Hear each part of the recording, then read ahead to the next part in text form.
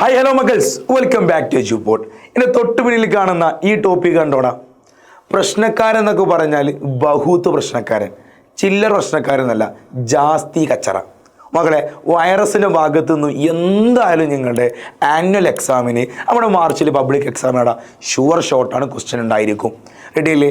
എന്താണ് വൈറസ് എന്നും ഈ ഭാഗത്ത് നിന്ന് ചോദിക്കുന്ന ചോദ്യങ്ങൾ എന്താണെന്ന് പരിചയപ്പെട്ടാലോ? മകളെ വന്നാടാ, വൈറസ് എന്ന് പറഞ്ഞാൽ viruses have a simple structure devoid of cytoplasm, cell organs and nucleus.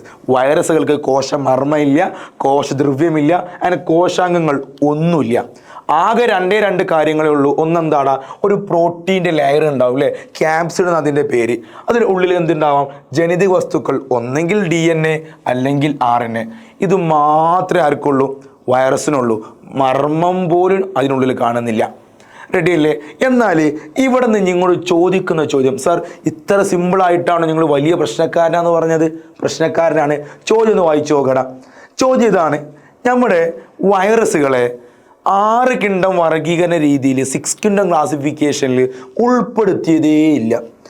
ബാക്ടീരിയക്ക് തന്നെ 2 കിണ്ഡങ്ങൾ, അതുപോലെ പാരമീസിയം, അമീബ, ഫഞ്ച് എല്ലാവർക്കും കിണ്ഡങ്ങളുണ്ട്. വൈറസിന് മാത്രം എന്തുകൊണ്ട് വേറെ കണ്ണുകൊണ്ട് കണ്ടു? വൈറസിന് മാത്രം എന്തുകൊണ്ട് 6 കിണ്ഡം വർഗീകരണ രീതിയിൽ ഉൾപ്പെടുത്തിയിട്ടില്ല? സോ മക്കൾസ്, ഉത്തരത്തേക്ക് പോകുന്നതിന് മുന്നേ നിങ്ങളുടെ ബയോളജിയുടെ എക്സാം കഴിഞ്ഞ് പേപ്പർ കിട്ടി കാണുമല്ലോ.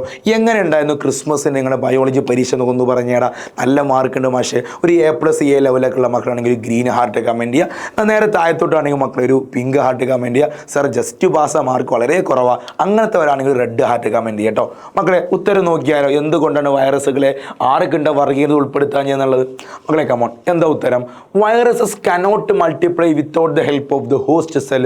They are inactive outside any living cell, so they are excluded from 6 kingdom classification. മക്കളെ, വല്ലതും മനസ്സിലായോ? അതായത് നമ്മൾ ജീവികളെയല്ലേ വർഗീകരിക്കുന്നത്. ജീവികളെ വർഗീകരിക്കുമ്പോൾ ജീവനുള്ളവരായിരിക്കണം. ഈ വൈറസിന് ചെറിയൊരു പ്രശ്നമുണ്ട്. ബോസ് ചിലപ്പം ടോപ്പേ കാര്യം ജീവനുണ്ടാവും, ചിലപ്പം ബോസ് മരിച്ചടക്കിയ കാര്യം.